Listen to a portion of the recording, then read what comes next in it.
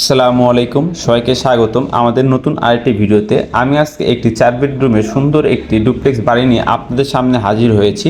এই বাড়িটি করতে আপনার একদিকে জায়গার পরিমাপ লাগবে 25 ফিট এবং আরেক দিকে জায়গার পরিমাপ লাগবে 35 ফিট। আমরা যদি শতাংশ হিসাব করি তাহলে আমাদের 2% জায়গার পরিমাপ লাগবে এই বাড়িটি করতে। আর আমরা যদি স্কোয়ার ফিট হিসাব করি তাহলে আমাদের 875 স্কোয়ার ফিটের মতো জায়গা লাগবে এই বাড়িটি করতে। এই বাড়ির নিচতলায় আপনারা পেয়ে যাচ্ছেন দুইটি বেডরুমের সাথে পেয়ে যাচ্ছেন একটি কমন বাথরুম, একটি কিচেন। বাড়ির সামনে থেকে যাচ্ছে অনেক বড় একটি পোর্চের ব্যবস্থা, তাছাড়া থাকছে অনেক বড় একটি ড্রয়িং স্পেস এবং সিঁড়ির নিচে আমাদের একটি অনেক বড় ডাইনিং স্পেসের ব্যবস্থা করা হয়েছে। এবং উপরতলাতে গিয়ে আপনারা পেয়ে যাচ্ছেন দুইটি বেডরুমের সাথে পেয়ে যাচ্ছেন দুইটি অ্যাটাচড বাথরুম, একটি বেলকনি। বাড়ির সামনে দোতলাতে অনেক বড় একটি ওপেন ট্রেস পেয়ে যাচ্ছেন, তাছাড়া একটি পেয়ে যাচ্ছেন লিভিং স্পেসের ব্যবস্থা। এই বাড়িটি আপনার দোতলা পুরোপুরি কমপ্লিট করতে কত টাকা খরচ হবে সেটি আমরা ভিডিও শেষে আলোচনা করব।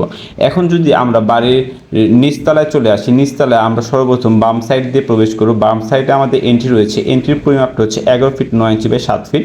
এন্ট্রি দিয়ে সর্বপ্রথম ঢুকে আমরা পেয়ে যাবো অনেক বড় একটি ড্রয়িং স্পেসের পরিমাপটা হচ্ছে আমাদের 11 ফিট 9 ইঞ্চি বাই 11 ফিট 7 ইঞ্চি।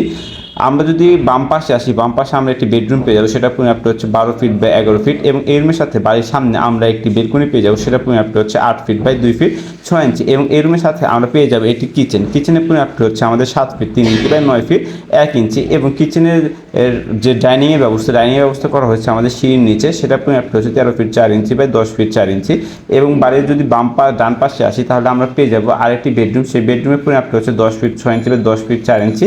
এবং এই রুমের সামনে এবং ড্রয়িং রুমের সাথে আমাদের একটি কমন বাথরুমের ব্যবস্থা রাখা হয়েছে, সেটা পরিমাপটা 6 ফিট 6 ইঞ্চি বাই 4 ফিট। এই ছিল আমাদের নিচতলা ফ্লোর প্ল্যানটি। আমরা যদি এখন দোতলাতে আসি, দোতলাতে সর্বপ্রথম সিঁড়ি দিয়ে প্রবেশ করলে সিঁড়ির সামনে আমরা পেয়ে যাবো একটি বেডরুম। নিচতলা আমাদের যেরকম বেডরুম ছিল সিমিলার বেডরুমটি থেকে যাবে, সেটা পরিমাপটি হচ্ছে আমার 10 ফিট 6 ইঞ্চি বাই 10 ফিট 4 ইঞ্চি। এবং এই রুমের সাথে পেয়ে যাবো আমরা একটি অ্যাটাচ বাথরুম, সেটা পরিমাপটি হচ্ছে 6 ফিট 6 ইঞ্চি বাই 4 ফিট। এবং আমরা যদি বাড়ির সামনে আসি বাম পাশে আমরা একটি মাস্টার বেডরুম পেয়ে যাবো, সেটা পরিমাপটা হচ্ছে 12 ফিট বাই 11 ফিট। এবং এই রুমের সাথে বাড়ির সামনে আমরা পেয়ে যাবো একটি বেলকনি, সেটা পরিমাপটা হচ্ছে 8 ফিট বাই 2 ফিট 6 ইঞ্চি। এবং এই রুমের সাথে অনেক বড় আমরা একটি অ্যাটাচড বাথরুম পেয়ে যাবো, যেখানে আমাদের বাথটাব ইউজ করতে পারবো, সেটা পরিমাপটা হচ্ছে 7 ফিট 3 ইঞ্চি বাই 9 ফিট 1 ইঞ্চি। এবং তাছাড়াও রয়েছে আমাদের অনেক বড় একটি ফ্যামিলি লিভিংয়ের ব্যবস্থা, সেটা পরিমাপটা হচ্ছে 11 feet 9 inch by 11 fit 7 inch.